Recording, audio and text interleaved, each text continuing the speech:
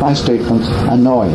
In the first edition of Understanding Media, says, but what disturbs me is that... Listen to this.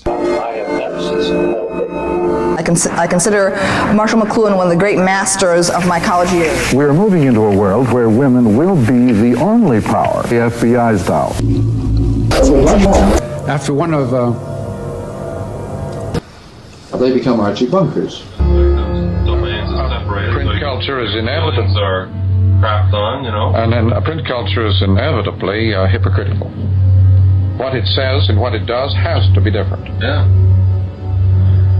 Is this in some way related to the fact... Metropolis today is a classroom.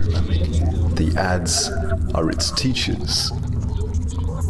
The classroom is an obsolete detention home, a feudal dungeon. The instantaneous global coverage of radio TV makes the city form meaningless, functionless. Cities were once related to the realities of production and intercommunication. Not now. Until writing was invented, man lived in acoustic space. Boundless, directionless, horizonless. It is inevitable. In the dark of the mind. The eye and the ear just are totally divorced. In the world of emotion. By primordial intuition, by terror. Everything you hear is at variance with everything that you see. Speech is a social chart of this bar. That this was a hidden environment. Of the written word.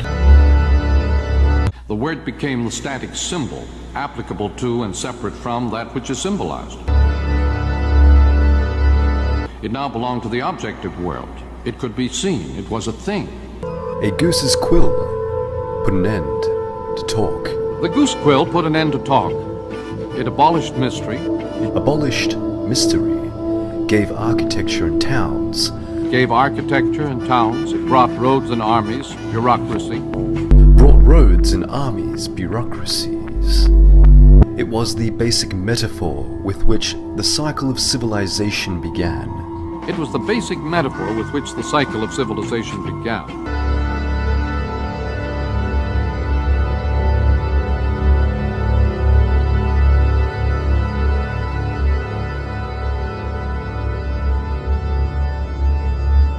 July 17th, 1978, TL 4011B, Topics in Communication. Our guest speaker today is... We're familiar with Marshall McLuhan, grew up here, went to Calvin, just like Neil. Born in Edmonton, the whole, we're beginning it right here. Scouting, sure. You and I are, at this moment, John, we are interfacing, making discoveries, talking about problems for which we are only beginning to see the solutions ourselves. Mm-hmm. We don't know the answers, we just know that we can find answers if we keep working at it. Yeah.